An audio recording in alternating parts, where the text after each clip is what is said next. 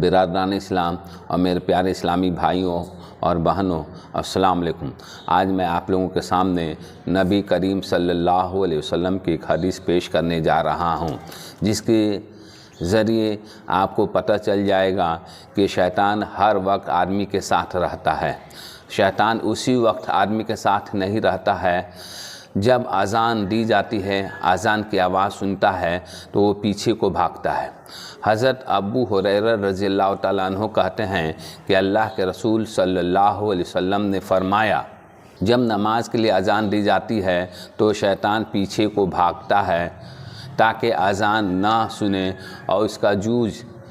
نکلتا جاتا ہے۔ جب اذان پوری ہو جاتی ہے تو پھر وہ آ جاتا ہے، لیکن جب نماز کے لیے دوبارہ اعلان کیا جاتا ہے یعنی تکبیر کہی جاتی ہے تو پھر پیچھے کو بھاگتا ہے، اور پھر جب اعلان یعنی تکبیر ختم ہو جاتی ہے تو دوبارہ آ جاتا ہے اور انسانوں کے دلوں میں وسوسے پیدا کرتا ہے کہ فلاں بات یاد کرو۔ اس کو ساری باتیں یاد دلاتا ہے جو اس کو یاد نہیں ہوتی، یہاں تک کہ آدمی کو خبر نہیں رہتی کہ کتنی رکعت پڑھی۔ اس حدیث سے یہ پتہ چلا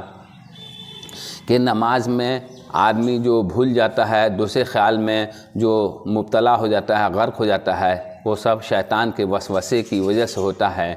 شیطان انسانوں کو بھولی ہوئی باتیں یاد دلاتا ہے تاکہ انسان جو ہے کتنی رکعت نماز پڑھی وہ اس کو بھلا دے۔ اس لیے اس حدیث سے پتہ چلا کہ انسان کے ساتھ ہمیشہ شیطان لگا رہتا ہے، اس لیے انسانوں کو چاہیے کہ شیطان سے ہمیشہ ہوشیار رہیں، اور نماز میں اگر کوئی بات یاد آ جائے تو فوراً اس یاد سے ہٹ کر اللہ کی یاد میں لگ جائیں تاکہ شیطان کی چال جو ہے ناکام ہو جائے۔ جب اذان ہوتی ہے تو شیطان پیچھے کو بھاگتا ہے اور اس کی جوج نکلتی جاتی ہے تو کتے وغیرہ بھونکتے ہیں۔ اصل وہی ہے کہ وہ اس کو دیکھ لیتے ہیں جس کو اسے کتے بھونکتے ہیں۔ اس لیے اس حدیث سے یہ پتہ چلا کہ شیطان انسان کا کھلا دشمن ہے اور ہمیشہ انسانوں کے اندر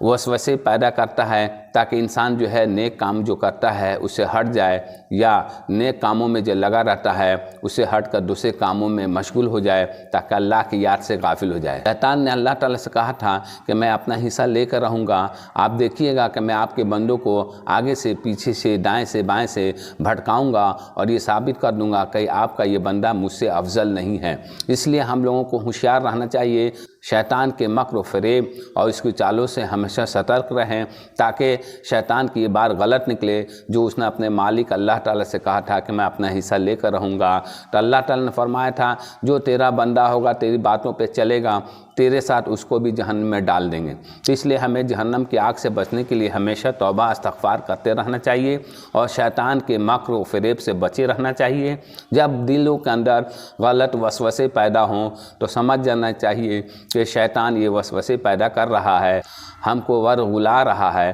ہم کو برے کاموں میں پھنسانے کی توغ و دو کر رہا ہے۔ اس لیے اس وقت جو ہے اعوذ باللہ من الشیطان الرجیم پڑھیے، شیطان کے وسوسے سے بچیے اور نماز میں اللہ تعالیٰ کے دھیان میں لگے رہیے، شیطان کے وسوسے کے فریب میں مت آئیے تاکہ آپ کو پتہ چلے کہ آپ نے نماز میں کتنی رکعت پڑھی۔ برادران اسلام، یہ حدیث کے ذریعے میں آپ کو شیطانی وسوسے سے بچانے کا یہ اپائے میں کچھ بتایا ہوں کہ آپ جب نماز کے بعد یا نماز سے پہلے یا جب آپ نماز نہیں پڑھ رہے ہوں تو آپ کے اندر اگر برے خیالات آئیں تو اعوذ باللہ من الشیطان الرجیم پڑھیے تاکہ شیطانی وسوسے سے بچ جائیں، اور نماز میں آپ لو لگائیے اللہ تعالیٰ سے تاکہ شیطان کے وسوسے سے آپ بچے رہیں۔ آپ کو پتہ چلا کہ آپ نے کیا پڑھی ہے اور کتنی رکعت پڑھی ہے۔ جزاک اللہ خیرہ۔